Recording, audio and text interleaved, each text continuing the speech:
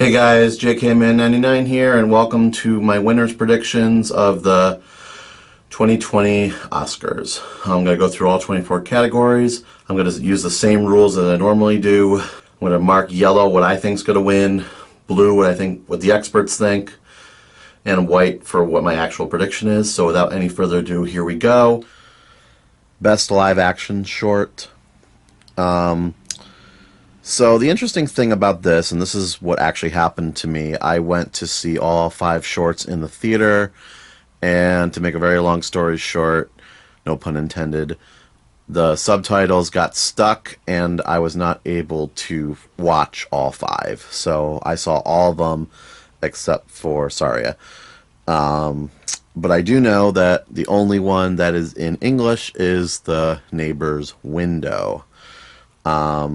And the 2 that are in the U.S. are Saria and Neighbor's Window. And Saria, I thought, had the best trailer. So for me, it would probably be a tie between A Neighbor's Window and Saria, believe it or not. Neighbor's Window was really good, except for the fact that the husband in the short wasn't the best actor. The experts, however, think Brotherhood's going to win. Now, Brotherhood was the one where the subtitles got stuck for me. So, I might have a biased opinion here. I just didn't think... It had a pretty, WTF ending, but I think The Neighbor's Window was the more relatable one to the average person. So, I'm going to go with The Neighbor's Window here. I'm going to go against the experts, and almost myself in a way, and I'm going to go with The Neighbor's Window for Best Live Action Short. Best documentary short was actually a lot more easier to predict. I actually liked all of these doc shorts except for the Cha-Cha one. But I think Learning to Skateboard in a War Zone, if you're a girl, not only has a really good title, which unfortunately does draw a lot of these stories in, but I thought was also the best overall documentary in general. And that's what the experts think as well, so I'm going to go with Learning to Skateboard in a War Zone as the best doc short. Best animated shorts. I gotta say, guys, I was pretty disappointed with most of these animated shorts this year.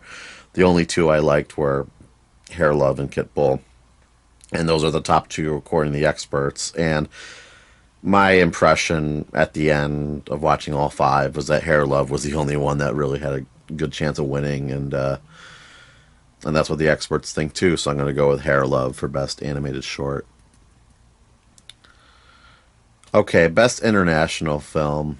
I really thought that Parasite was amazing, and unfortunately that's the only one I saw out of the 5. I didn't see the other ones. For some strange reason, I thought Portrait of a Lady on Fire was part of this, but I guess that was excluded from the Oscars, so I thought that would be the only one that would actually have an actual chance of winning. Honeyland might have a remote chance only because of the fact it also was nominated for a doc, but I highly doubt that has anything to do with it. So I'm going to go with Parasite for Best International Film. Alright, so Best Doc Feature. Like I said, Honeyland's here too. Now this one's pretty interesting. For Sama won, I believe, the BAFTA. So I believe it has an actual chance to win the entire thing. So when I look at these, one question comes to mind, which is the one that Obama had something to do with. And of course, that one's American Factory. And I saw American Factory, and I thought it was pretty good. I feel like this is just going to be one of those ones where they see American, where the Obama name is attached to it, so therefore it's going to be the one that wins. So I'm going to go with American Factory here as the best documentary feature, and the experts also agree that it's American Factory. Best animated feature. Now that one is tough because Klaus, Missing Link, and Toy Story 4 have split between the Golden Globes, the critics, and the BAFTAs. So I wouldn't be surprised if any of those 3 win. I guess I'm going to be biased here. The only one I saw was Toy Story 4. The experts also say Toy Story 4. I am not confident with this one, but I'm going to say that Toy Story 4 is going to win Best Animated Feature. Okay, Best Visual Effects. Now, I'm going to tell you right off the bat, I'm going to go against the experts here, so look pretty close here. So, there's this pattern that has seemed to happen the last few years where there's a movie that is thought about throughout the year and or is the only one that was ever considered to be a Best Picture contender that did not make it. One of those two. And it's usually that picture that wins Best Visual Effects. So, now there's a couple options here. Endgame, for example. I think after Endgame came out, a lot of people, myself included, really thought that Endgame should have been nominated for Best Picture. Obviously, it didn't come close. Or at least Robert Downey Jr. should have been nominated for Best Actor. That did not even come close either. So that's one option. But I think last year, when that Irishman commercial came out and they just listed the names of the actors and the director, and they're just like, Irishman, you automatically thought that's going to win Best Picture next year. So that's where I'm going with this. I would say The Irishman. That would be my pick, and it really would be my pick because, first of all, Joe Pesci hasn't come out in public, so I have no idea what he looks like right now. And so I don't know which version of him in the movie actually looks like him. And they did such a good job at making all the actors younger in that movie. And they did a good job of portraying themselves as younger people as well. So I think that also needs to be accounted for. The experts say 1917 for visual effects. And you know what? It could easily win. I think Endgame could I don't want Endgame to win, and I'll tell you why really quick. Because I didn't think their visual effects were that good. Especially, like, I loved the end of Endgame, like, with that big, massive battle. But at the same time, I'm looking at it half the time wondering what the heck's going on. Like, you need a really, really, really good television or a really, really good theater to see everything. And if you're in, like, if your TV's not 100% great and the theater you went to was a pretty rundown theater, like the one I went to, you're not going to see it that well. And I think that's something that's not good. So I'm going to go against the experts here. I'm going with Irishman for Best Visual Effects.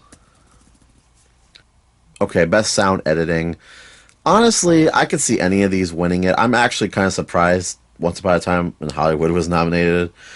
Any of the other ones I could see getting it due to the action. This is generally the one where the war movie gets it, so I really don't have a preference. The experts say 1917, so I'm going to go with 1917 here for Best Sound Editing. Same thing for sound mixing. I think any of these really, again, all of them except for Once Upon a Time with Hollywood. That's the only one I don't really understand why. But again, generally go with a war movie. And there's not a lot of warring going on in 1917. A lot of it's walking. So I really don't get it this time around. But there's not another one I think comes in any stronger for sound. I actually made something this year. I made a clip show in my personal time. I spent all of 2019 working on it. And I gotta tell you, I've never appreciated sound editing more than this year. I have so much more respect for sound editing now. Because I couldn't believe how much sound editing I had to do just to put clips together. But in any case, I'm going to go with 1917 for Best Sound Mixing. Alright, Best Song. I think this one's pretty easy. The Rocketman one's pretty much been winning each one. I believe another one of these tied for one of them. And I don't think any other one has a shot. So I'm going to go with I'm Gonna Love Me Again from Rocketman as the best song here. Best Score, same thing. It was a surprise when it won initially, but it's been winning every single time, and that's the Joker score. So I'm going to go with Joker for the best original score. Okay, Best Production Design. This one is really tough for me, to be completely honest with you. I respect all the production design in this, very much so. The Irishman, I mean, the movie's so long, and it's shot in so many different locations. You got to respect the production design just for that. A Quiet Place 2 shot in my hometown over the summer, and that took 10 days to shoot something that I don't think is going to be any more than 10 or 20 minutes in the movie itself. So, like, I can't, words cannot describe how much while I was watching Irishman, I was thinking about the production design and how much energy they had to put into it. Parasite, same thing. I liked just that setup of the basement and everything like that. Like, I thought that, maybe I'm thinking more so cinematography there, but I think I just like the design of the house and the locations of the two houses. I thought that was really telling. In 1917, oh my God, they built a war zone. They built the trenches. They built no man's land. They built the house, I believe. And I mean, now some of it kind of looked a little setish while they're going around, but they build a lot of stuff for that movie, and I give a lot of credit. So that's what I think. I think 1917 should win this one. However, the experts say Once Upon a Time in Hollywood, and I think back to La La Land, where La La Land, I believe, won this award. I didn't really understand that at the time, and I still really don't. So I'm going to defer to the experts on this one, even though I think Irishman, Parasite, and 1917 should win it over Hollywood. But I'm going to go with the experts, and I'm going to say Once Upon a Time in Hollywood's going to win Best Production Design. Best Makeup and Hairstyling. Bombshell's been winning all the awards. I have no reason to disagree. I'm going to go with Bombshell here. Best Film Editing. Now, I should have said this on the onset. I have a theme here this year that every Best Picture nominee needs to win one award. That's how I'm setting this up. And honestly, the BAFTAs pretty much agreed with what I was thinking anyway. So the BAFTAs actually kind of helped me out, because I wasn't really getting a lot of support on my theory until the BAFTAs gave out their awards. So I think you can see where this is going. I actually really respect the editing in Irishman with the back and forth, non-linear storytelling that it does a little, actually kind of throughout. Joker makes you think that maybe none of it actually happened. Parasite did something pretty neat with the storytelling at the end in terms of the editing and some choices made there. I have not seen Ford v Ferrari. However, that's what the experts think are going to win. That's what the BAFTAs won. And like I just said, I believe that the Best Picture nominees have to win at least one award. So I'm going to go with Ford v Ferrari for Best Film Editing.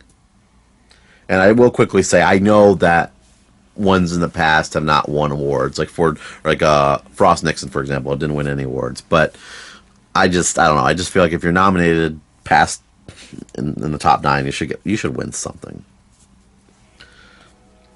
Okay, Best Costume Design.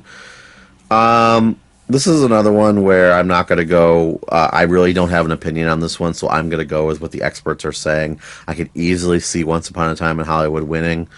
But I'm actually going to go with what the experts are saying, and that's Little Women. So I'm going to say Little Women are going to win Best Costume Design. Best Cinematography. This one seems rather obvious with 1917. Now, this is where I got a little upset, because I wanted Parasite to be nominated here. I think Parasite really would have like some of the best cinematography, but it's not on the list. 1917. You definitely have to respect the cinematography with how they shot the movie.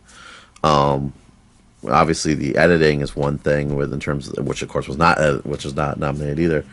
But the whole one take thing, and I think that's why 1917 wasn't nominated for editing, because they did a lot more long takes than they did continuously doing that effect to make it seem like a one take. They really did do one takes. Like, they really did shoot for like several minutes, like, which was incredible. And the cinematography is a huge part of that. So yeah, even though Parasite I think really should be a part of this, I'm going to defer to the experts here, and I'm going to go with 1917 for best cinematography. Okay, so here comes another part where I'm going to disagree with the experts. Best Original Screenplay. To me, honestly, there's been one consistent winner until very recently, and that was Once Upon a Time with Hollywood. I mean, in terms of the others, I thought Knives Out was great. I thought 1917, just because of the direction of the screenplay itself, had a chance. And all the dialogue they had back and forth was really good.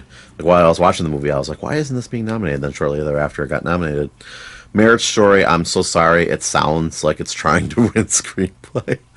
So, I mean, it got nominated, but I don't think it's going to win. So, here we go with what I'm thinking. Once Upon a Time with Hollywood, I was pretty much sold on winning this one. But the BAFTA said Parasite, and now the experts have changed their mind, and lo and behold, Parasite is favored to win Best Original Screenplay. Now, I do agree that I feel Parasite should win something besides Best International Film. However, I'm not going to say that. I'm going to go with my gut instinct here and say that Once Upon a Time is going to win Best Original Screenplay. It could be Parasite, but at this point, it's so close, I have no reason to really change my mind on that. So I'm going to stick with my guns here and say Once Upon a Time with Hollywood's going to win Best Original Screenplay.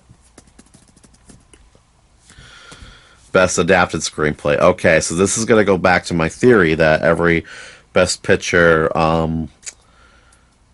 nominee needs to win something. Like, so Little Women was up for a while, and I think Irishman really shouldn't be overlooked, and Joker really shouldn't be overlooked. Actually, I'm just going to say it right now. Joker should win this. That's my prediction. However, it's not going to. I'm going back to with my theory, and my theory is that one of the Best Picture nominees is going to win, so I'm going to go with Jojo Rabbit for Best Adapted Screenplay. All right, Best Supporting Actor, I think we all know who's going to win. It's Brad Pitt. Same thing with Best Supporting Actress, it's going to be Laura Dern. Best thing with Best Actor, same thing with Best Actor, Joaquin Phoenix. And same thing with Best Actress, Renee Zellweger. We all know this is going to happen. There's no point in wasting time on that. Best Director, I think it's going to come down between Sam Mendes and Bong Joon-ho, but I mean, come on. Sam Mendes has been winning everything. I can't imagine it not winning here. It's a personal story, so I feel that's that's going to be taken into consideration. So Sam Mendes is going to win for 1917, and plus the work itself, you can't excuse. Like, it was great work on his part. So finally, here we go. Best Picture. So what do I think's actually going to win, or what should I think? What do I think should win? I think Joker should win. It's being nominated for more than anything else. When I was watching Joker, you could tell there was something special about it, and I really think it should win. I thought Joker was going to suck going into it, and I couldn't believe how wrong I was. So Joker should win. However, it's obviously not going to. It's going to either be Once Upon a Time with Hollywood, Parasite, or 1917. Until the BAFTAs, I really thought Once Upon a Time in Hollywood was going to take it, no questions asked, and I think that's still possible. But I think Hollywood also doesn't want to, show itself too much love because they know people aren't going to like that. Parasite, it just doesn't have enough in terms of awards right now. I mean, it's a good movie, but it just doesn't have anything else going on unless it wins screenplay. Unless I'm wrong about that. So I'm going to go... The experts are saying 1917 now, and I think that just changed. I think it was Once Upon a Time in Hollywood or Parasite right before this. So I'm going to go with the experts on this, and I'm going to say 1917 is going to win. I think it's a very good movie. Unlike there's been some movies in the past couple years like Roma or Three Billboards. I was very anti this year. I guess my anti one is Once Upon a Time with Hollywood. I won't be happy if that wins, but for the most part, I'm pretty happy with all these movies, and I have no reason to complain, to be completely honest. So, because I did like Once Upon a Time in Hollywood. The only thing I didn't like about Once Upon a Time in Hollywood, real quick, is that they changed history, and Margot Robbie's performance was pointless in that movie. It was so pointless based on how it ends, and if you've seen the movie, you know what I'm talking about. She had no reason to be in that movie at all. If you're going to end it like that, she should have like a cameo at the end. That would be the only point of her being there. Oh, like her going down to watch her own movie downtown? Pointless. No need for it. Anywho, 1917. Best Picture, please. I guess I do have an enemy movie. It's Once Upon a Time in Hollywood. Okay, I'm done. Thank you guys for watching this video. Please make sure to like and subscribe to the page on the way out. And as always, take care.